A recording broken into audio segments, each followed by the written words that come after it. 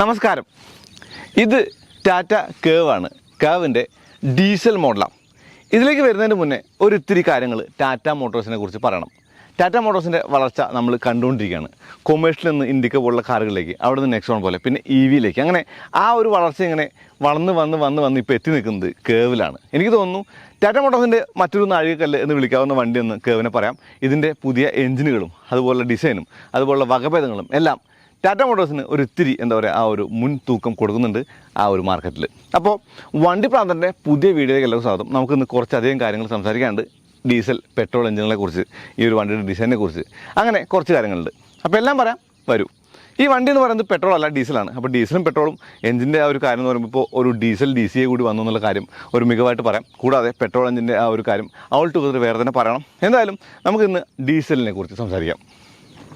Tata കേവിൻ്റെ ice versions വന്നപ്പോൾ എനിക്ക് ഓടിക്കാൻ ഏറ്റവും ആഗ്രഹമുണ്ടായിരുന്ന വണ്ടി എന്ന് പറയുന്നത് ഡീസൽ DCA ആയിരുന്നു.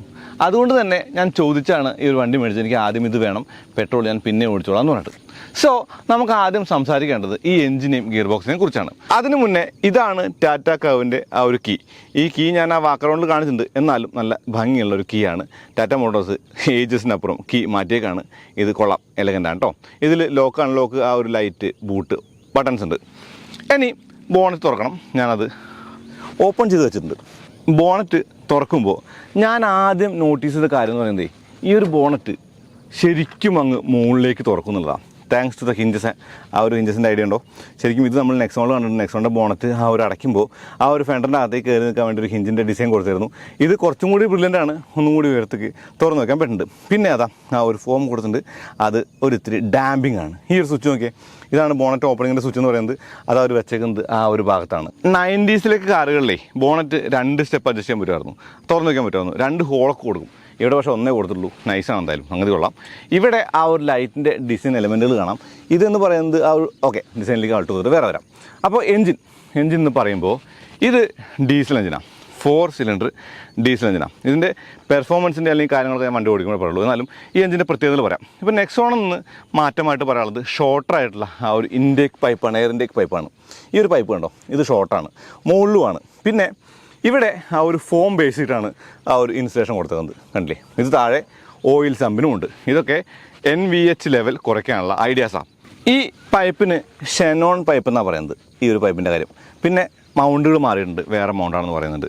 ഇതിൻ്റെ കൂടെ 7 സ്പീഡ് DCA ആണ്, പുതിയ DCA എന്നാണ് പറയുന്നത്. അതായത് ടോർക്കിൻ്റെ റേറ്റിംഗ് എന്ന് പറയുന്നത് 260 NM മാറ്റിയിട്ട് ഈ ഒരു 260 Nm ഇപ്പോൾ ഉള്ള ഈ ഒരു വണ്ടിക്ക് DCA അവർ കൊടുത്തിട്ടുണ്ട് വിത്ത് പാഡ് ഷിഫ്റ്റ്. ഓടിക്കുമ്പോൾ അതിനെക്കുറിച്ച് കൂടുതൽ പറയാം.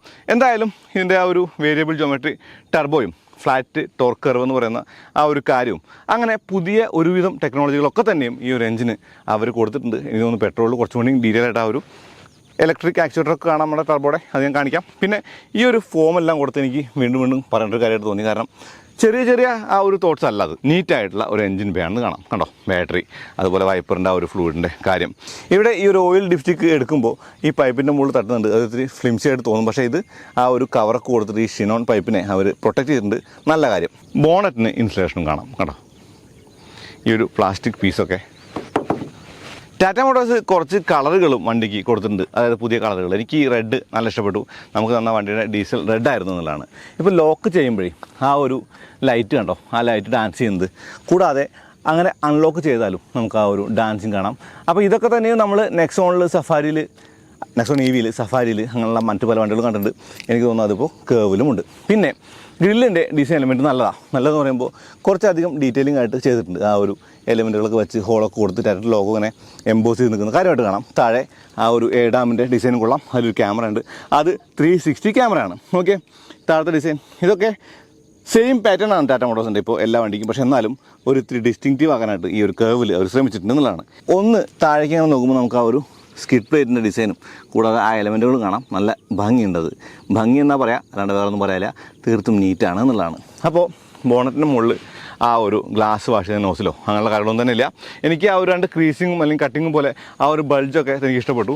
അതായത് തീർത്തും നല്ല ഭംഗിയുള്ള ഒരു ബോണറ്റ് ഷെല്ലാണ് ഈ വണ്ടിക്ക് കൊടുത്തത്. എനിക്ക് തോന്നുന്നു നെക്സോണിൻ്റെ സാമ്യതകൾ നമ്മൾ ആ ഒരു A പില്ലർ പറഞ്ഞു. A പില്ലറിലും ഗ്ലാസ്സിലും ഉരുണ്ടിരിക്കുന്ന റൂഫിലും ശരിക്കും നെക്സോണുമായിട്ട് ഈ വണ്ടിക്ക് സാമ്യത ഉണ്ട്. ഇതിന് പാനോരമിക് സൺറൂഫാണ്. ആ ഒരു പിന്നിലെ ഷാർക്ക് ഫിൻ ഉണ്ട്. എഞ്ചിൻ്റെ ഒരു കാര്യം കൂടി പറയാൻ ഞാൻ വിട്ടുപോയത് ആ ഒരു ഡ്യുവൽ മാസ് ഫ്ലൈ വീലാണ്. അത് ഡീസൽ എഞ്ചിൻ്റെ ഓട്ടോമാറ്റിക്കിനും പെട്രോളിൻ്റെ എല്ലാ മോഡലുകൾക്കും ഉണ്ട്. പക്ഷേ ഡീസൽ മാനുവലിന് ആ സംഗതി ഇല്ല കേട്ടോ. ഈ ഒരു വണ്ടി എന്ന് പറയുന്നത് ടാറ്റയുടെ ഏറ്റവും പുതിയ പ്ലാറ്റ്ഫോമായിട്ടുള്ള അറ്റ്ലസ് ആ ഒരു ആർക്കിടെക്ചറിൽ വന്നിട്ടുള്ള വണ്ടിയാണ്. അപ്പോൾ ഇതിൻ്റെ ആ ഒരു ഡിസൈൻ എലമെൻറ്റുകളിലെ ഏറ്റവും ഭംഗിയ കാര്യങ്ങളൊക്കെ മാറ്റിയെടുത്താലും ഈ ബോഡി ഷെല്ല് റീഇൻഫോഴ്സ്ഡ് ആയിട്ടുള്ള കുറേ അധികം ഭാഗങ്ങളുണ്ട്. അതുപോലെ ആ ഒരു എ പില്ലറിനും സി പില്ലറിനും ബി പില്ലറിനും ഒക്കെയുള്ള ആ ഒരു സ്ട്രെങ്ത്തും അടിഭാഗത്ത് കൊടുത്ത സ്ട്രെങ്ത്തും എല്ലാം കൂടി ചേരുമ്പോൾ തീർത്തും 5 സ്റ്റാർ സേഫ്റ്റിക്ക് ഉതകുന്നൊരു വണ്ടി എന്നാണ് ടാറ്റ മോട്ടോഴ്സ് പറയുന്നത്. ഓക്കെ, അത് മാറാൻ വഴിയില്ല കേട്ടോ. ഇനി വശങ്ങളിൽ നോക്കിയാൽ ഈ കൂപ്പേ ഡിസൈൻ നമുക്കിവിടെ തീർത്തും കാണാൻ പറ്റുന്ന വശങ്ങളിലാണ്. ആ ഒരു പിന്നിലേക്ക് ഇങ്ങനെ സ്കൂപ്പ് ചെയ്ത് നിൽക്കുന്ന ആ ഒരു റൂഫ് ലൈനും ഇങ്ങനെ ഫ്രണ്ടിലേക്ക് നിൽക്കുന്ന ആ ഒരു ഡിസൈൻ എലമെൻറ്റും ആ ഒരു 3/4 ഡിസൈനൊക്കെ തന്നെയും ശരിക്കും ഒരു കൂപ്പയാണെന്നുള്ളത് വിളിച്ചോതും. ഇതൊരു SUV കൂപ്പയാണെന്നാണ് പറയുന്നത്. അതുകൊണ്ട് തന്നെ ആ ഒരു ഗ്രൗണ്ട് ക്ലിയറൻസ് കൂടി കാണാം. ഇനി ഈ ഒരു വീലിൻ്റെ ഡിസൈൻ നോക്കിയാൽ ഇത് 18 ഇഞ്ചാണേ. ടോപ്പ് എൻഡ് മോഡലിന് 18 ഇഞ്ച് വീലുകളാണ്. ഈ വീലിൻ്റെ ഡിസൈനിൽ നമുക്ക് കാണാൻ പറ്റുക ആ ഒരു വീൽ കപ്പിൻ്റെ ആ ഒരു ഡിസൈൻ ഒരു ഫ്ലവർ പോലെ നമുക്ക് വേണമെങ്കിൽ പറയാം. പക്ഷേ അതിനകത്തുള്ള ഇൻസേർട്ടുകളാണ് എല്ലാം അലോയ് വീലിൻ്റെ ഭാഗമല്ല, എയറോ ഇൻസേർട്ടുകളാണ്. അത് ലുക്കിന് വേണ്ടി കൊടുത്തതുകൊണ്ടാണ്. 215 55 618 സൈസാണത്. ഇതിൻ്റെ മുന്നിലും പിന്നിലും ഡിസ്ക് ബ്രേക്കുകളാണ്. അപ്പോൾ ഞാൻ പറയുന്ന കാര്യം നിങ്ങൾക്ക് മനസ്സിലായില്ല. ഇത് ഇൻസേർട്ടാണ്. കേവിൻ്റെ ആ ഒരു വശങ്ങളിലെ ആ ഒരു ക്ലാഡിങ്ങും പിയാനോ ബ്ലാക്ക് ഫിനിഷ്ഡ് അല്ലെങ്കിൽ ഗ്ലോസി ബ്ലാക്ക് ഫിനിഷിലാണ്. അതുകൊണ്ട് തന്നെ ഒരു ഇത്തിരി കളർഫുള്ളാണ് വണ്ടി.